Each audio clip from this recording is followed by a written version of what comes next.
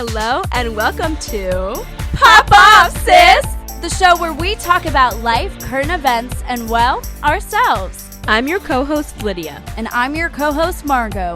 Welcome to this week's episode.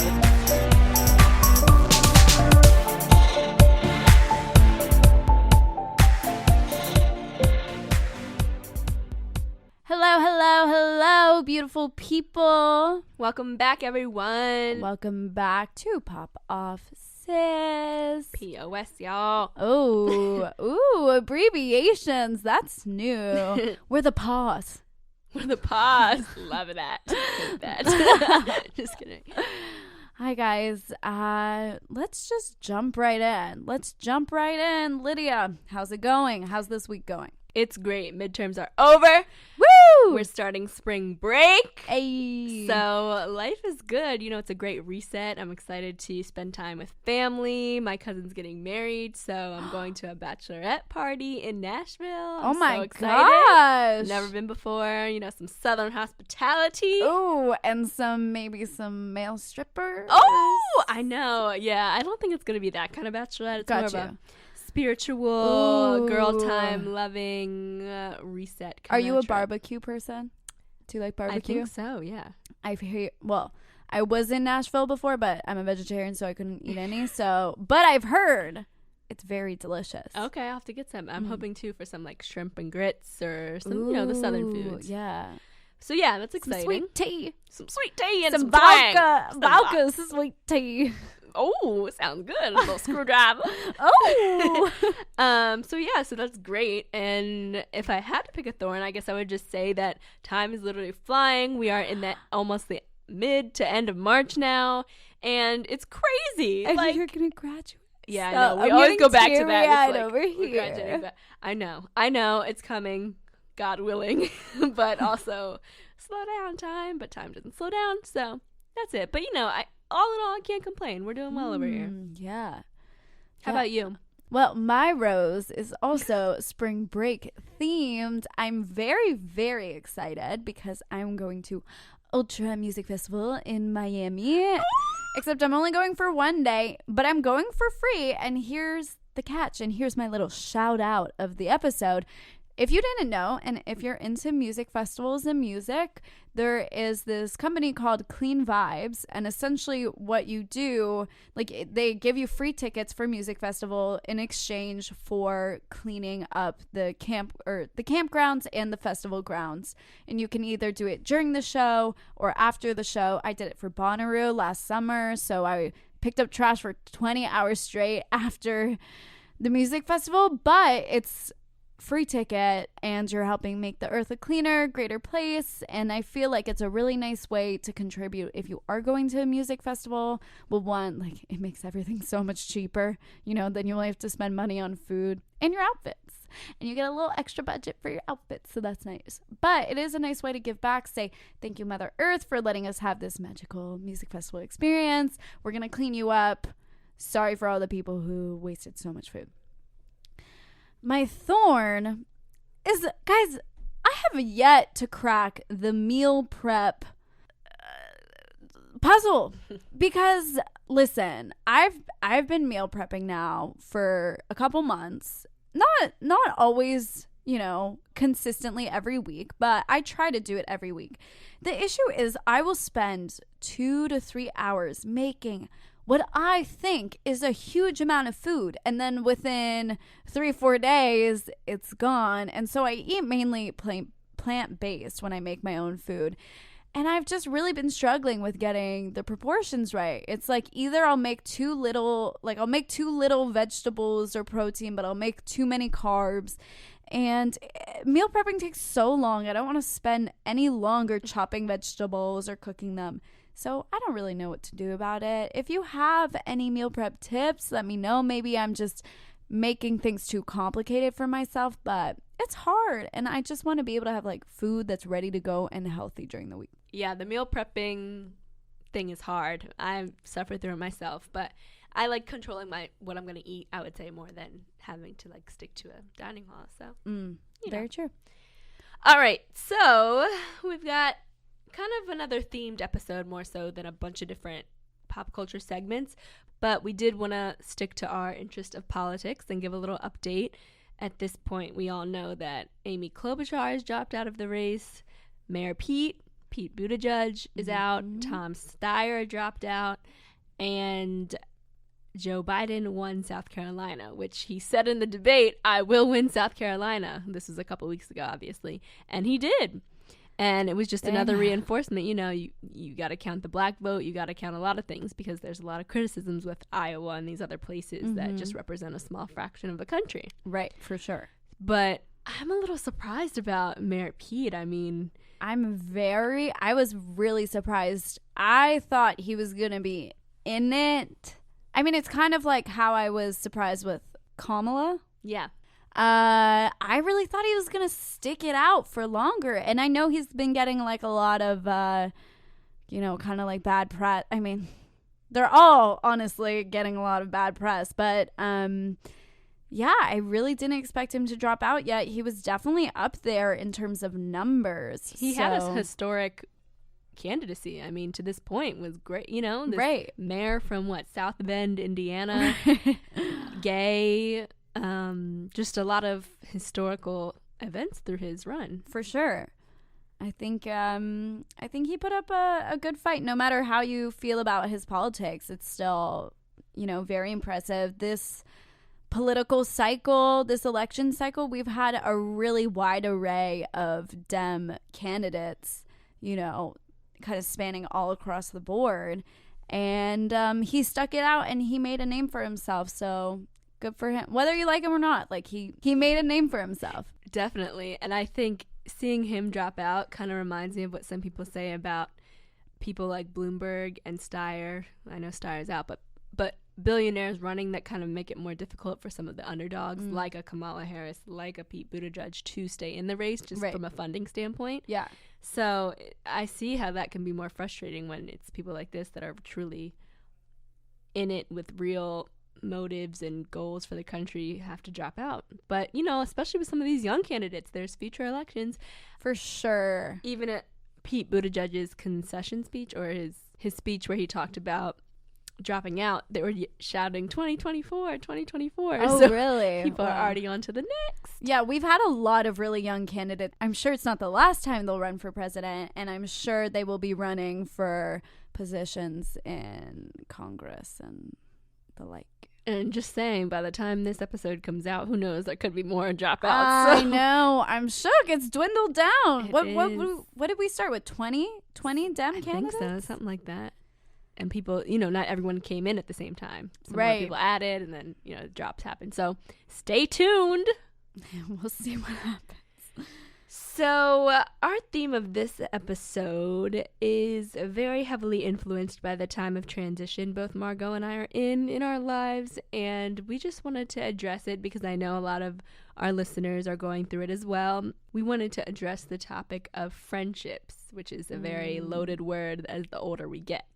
For sure. So I don't even know, where should we start, Margot?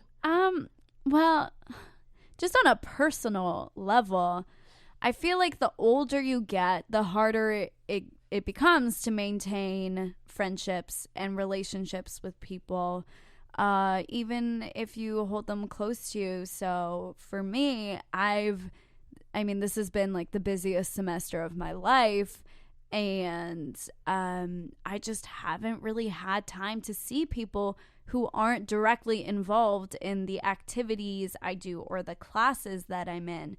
And even though I'm living on campus now, it's been really, really difficult to even see people who live one building over from me. And the older you get, the more you realize that you have to make time for your friendships. And it kind of reveals some truth where when you're not seeing people and you realize you're both not making time for each other, it's kind of, you have to make a conscious choice almost, like, how much do it's kind of sad to say, but like, how much do I value this friendship and how hard am I going to push to maintain this friendship even in this crazy time? But you know what frustrates me about that? And that's so true. But what frustrates me about that is that your friends are going through similar things that you are. Like, plenty of our friends have that same struggle. Yet there's certain friends that we all have that don't seem to understand that fact and will turn your busyness into not prioritizing that friendship. Right. Which is not true. And I totally understand that you make time for what you want to make time for, and you prioritize what you want to prioritize. And if you want to make something happen, i.e. hang out with a certain person, you will make time for that. But at the same time, I think there needs to be a little bit more leniency sometimes with your friends that can't seem to take that you're busy as just that you're busy, that you're not avoiding them, that you're not hanging out. It's just other things sometimes have to take more importance. I had a quote earlier on in an earlier episode that you have to go back and listen to hear what it was. Ooh. So I won't reveal it, but basically it was just saying, without saying it, that, you know, there's growing pains and there's things that happen in your growth. And I guess that's why they're called pains, but I don't know. I just feel like sometimes some friends don't seem to understand that, yet they're also going through that. So I don't get it. Yeah, it's definitely tough. I also think it depends on the busyness factor of everyone. Like I would say this semester for me this semester and last semester have been. I've had weeks, well, especially when I was commuting, I was having a really hard time seeing people because just the back and forth, the commute itself, and then kind of, you know, on the weekends, I was either out of town or I was like really exhausted. I just wanted to have a do nothing day. And I was like, oh, am I going to drive to College Park? And I tried to do it as much as I could. But part of me was just like, I kind of want to like lay in bed and have me time, because part of the thing is when you're so overwhelmed with schoolwork, with regular work, with different events you have to go to, you're not even making time for yourself necessarily. Like, I don't know, it's a lot. And for me, these past 2 semesters have definitely been the time that I've socialized the least and that I've seen my friends the least. And it's been like very hard. I'm sure on them, but on me as well, because I recognize the fact that I'm not seeing them as much. But I realize that to see them more, I'm going to have to sacrifice one of the things that is like affecting my profession. I don't know if that's making sense, but like, definitely, I'm doing auditions and I'm in shows and I'm doing work for, you know, my degree. And if I take out one of those things, it's really hard for me to feel like, oh, I am working towards a career. But I don't want that to have to mean that I have to sacrifice hanging out with my friends, especially my friends who are graduating soon. And the first half of the semester has just been like a colossal mess for me in terms of busyness, and it's mainly over now. Like, I think the second half of the semester I have way less going on. I'm very excited to have more time to hang out with people, but a big part of me has, you know, wondered this whole time, like, oh, I really hope they don't see it as me not making time for them, me not caring. It's just like I'm literally so enveloped in trying to impress future employers that I'm not even like impressing myself necessarily. I'm just trying to make time to like do the work, which is hard. Definitely. It seems like the more external responsibilities we have, I mean, it's kind of obvious, but just the more things you have to do, the less you can have time for the fun stuff. And that just goes back to, aren't we all dealing with that? So why is that ever seen as a bad thing? Right. And it's like, you were talking about things about your profession and future things that will make you a better friend in the future you have to work on now. And I guess it just comes down to the true friends will understand that, and that's sadly the only answer to that. So I think that's why you hear people say that friendships can change over time. And to me, the best friends are the ones that you may see once a month or once every few months, and it's like no time has passed. Yes. It's never a question of, you know, where have you been? It's like, girl, I understand. Like, tell me everything. Right. Catch me up. And that's honestly the most fun conversation sometimes. And it's like, those are your true friends. And it's nothing but excitement when you see them. And it's almost better because you have so much to talk about. For sure. And they just understand. It all goes back to understanding and communication. And someone told me once that people expect different things out of friendship, which I thought was really interesting. Like, someone may be expecting that each person should give 50% to the relationship where, and this counts in romantic relationships, but it totally applies to friendships. Some people think it's 50-50 and other people are like giving 90% and the other person can only give 10%. Right. So that's okay, but it's just establishing in your relationship with that person that you expect different things out of friendships. And if it doesn't work out that way and the other person can't accept you for that, then I think that is indicative of maybe it's time to move on, which leads me to a question for you, Margot, is when do you think it's time, if at all, to cut a friend out of your life? And cutting out of your life doesn't have to be negative, like F you, goodbye. It could be an amicable split. For sure. But do you think there's a certain time to do that, if at all?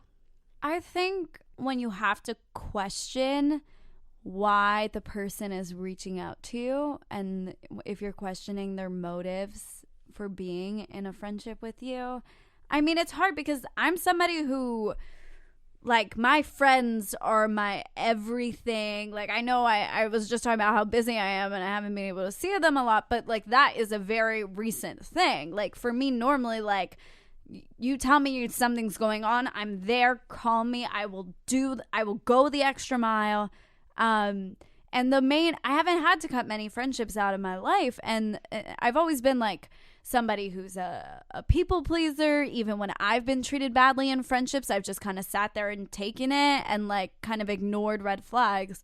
I feel like the only real time that I've cut friendships out of my life was after I graduated high school, and I had some people who I thought were going to be friends for life who would only hit me up like, like, oh, are you going out tonight? Like, oh, what parties are going? Oh, can you let me know? Or like asking me to hang out for a specific reason, for something that they wanted, and not because like, hey, I miss you, let's get coffee, like let's get lunch, and I think honestly, when you move on, when you have a life-changing event, whether that be graduating high school, graduating college, graduating middle school, or changing jobs, changing cities, that's when you look at your friendships, and like that's when you can truly analyze them. And looking at how you are communicating with one another after that big change, I think you're really able to see like,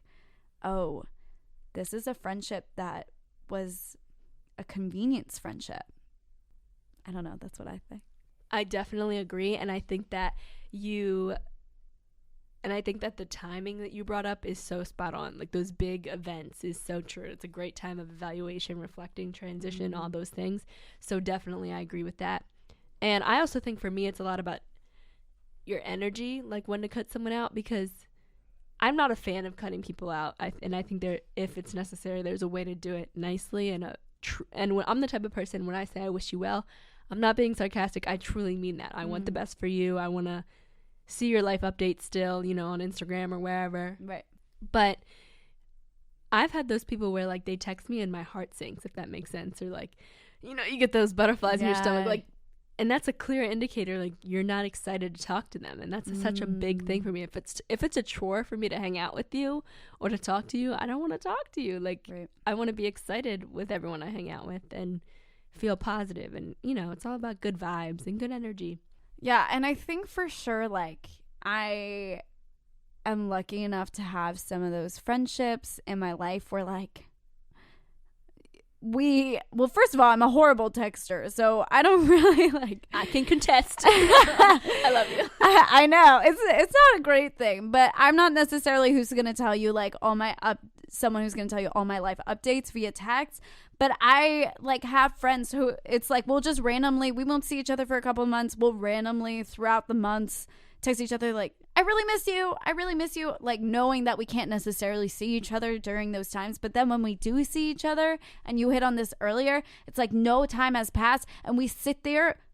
Like I will go to coffee shops or restaurants with people, sit there for like 5 hours only scratching the surface of everything we have to tell each other. It's like every time we see each other, we're still catching up on like last time. But it's just so fun and exciting, and a friendship is supposed to be that, unless like you're going through hardship, in which I think if you have a solid foundation base in a friendship, And that person's supposed to be there for you. And I also think that we all have different kinds of friendships. Like we have those friendships that are like, oh, this is my person. This is my best friend. This is somebody who understands me like nobody else does. And I know they will be in my life forever.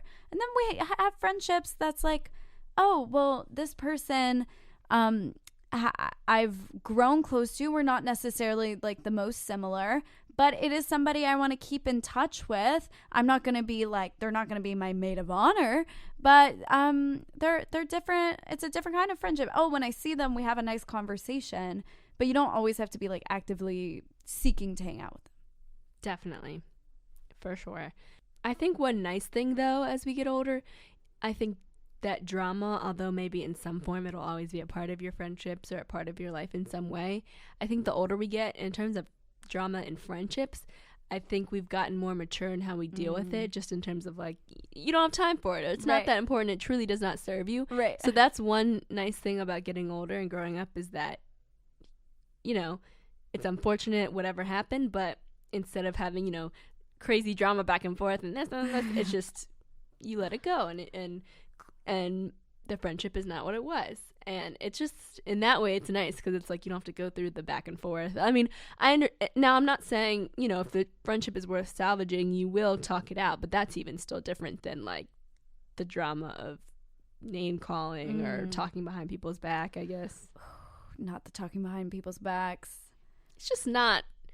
Not necessary. Don't say anything you wouldn't say to the person's face. And that's my thing. I've been guilty of talking about people. I think it's human nature at times. Yeah. But as I've gotten older and just been a nicer human being, it's like there's nothing I would say to someone that I wouldn't say to their face. Not saying I say bad things, like hurtful things. I'm saying when you're talking about a frustration, for example, like what you are what you're frustrated in the moment you're talking to somebody else, it's still something that you would say to that person's face. Exactly. Yeah, I think that's important. Oh, and I think that less drama as you grow older.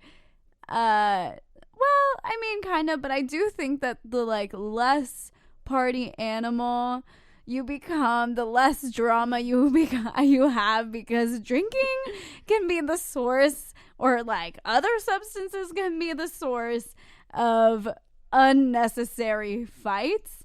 And I honestly think that that's why there's like a lot of, I mean, some people don't drink in like their high school and college years, but I have witnessed a lot of drama linked to excessive drinking, partying, and that kind of thing. Not to say people don't party once they graduate, but I think as you become a more mature individual, as you have responsibilities in life, it comes to more of a minimum, and then people tend to not get in like such crazy, dramatic, screaming, drunken fights. Talk about miscommunication. It is just inevitable when you're altered.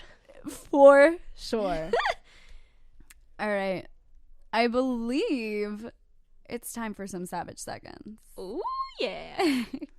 Let me pull this timer up. Do you ever have those weeks where it just feels like the stress is never going to end? Or let me rephrase, do you ever have those months where it feels like every single week is the most stressful week of your life? Yeah, that's what I've been going through this semester, every single week, and I finally think that I'm getting a little bit past it, but it's horrible. Sometimes the stress just never feels like it's going to end, and it's really very crippling and anxiety-filled. Okay, I know that I was like low-key legally blind as a kid, but my eyes are sensitive, and when you have your freaking high beams on and you don't realize it, and you're behind me at a red light or on the highway, it is the most distracting thing ever. It is the most distracting thing ever. It's so frustrating. I can't see in front of me. I can't see behind me. I need you to be more aware that your high beams are on, okay? We don't all have brand new cars with freaking blue lights and nice-ass lighting, okay? Be nice to my eyes. Ooh. I never beat it. Yay! That was perfect. I wasn't even showing you the timer, and you got that. That's awesome. Also, I was like doing something else, and I was like, fuck. I have to go. So my quote to end this is linked to my Savage Seconds because, although I've been feeling very stressed, there are ways to deal with it. So my quote is, "It's not the load that breaks you down, it's the way you carry it," by Lou Holtz. And I think that's very poignant for me, especially today. I'm going to take that away and meditate on that a bit, because we all have really stressful weeks, months, sometimes years, but we can't let it break us down. There's always a positive. There's always one good thing that happens every single day. And if you focus on that and not the stress, you will be a more positive and mindful person. Woosah. Love that. And then my quote kind of relates to friendships, but also just interactions in general with people. And it's by Marvin J. Ashton. "Leave people better than you found them." That's it. Just try and be a little ray of sunshine when you can. And if not, just smile and not say anything. Yeah. I think it's important to do that if you can, and it just makes you feel better. All right. With that, we leave you guys. Have a beautiful next 2 weeks. Maybe the sun's going to start to come out. It's going to get warmer. That seasonal depression's going to be turned upside down. Have a great time, you guys. We're all going to be beautiful, successful people. Amen. Bye. And that is our show. Thank you so much for joining us. Make sure to follow us on Instagram at popoffsis.podcast and our personal accounts at Lydia__Parker and at mtrouvé. Be sure to check out all of our episodes at popoffsis.wixsite.com/website. Thanks for listening. And we'll see you next time.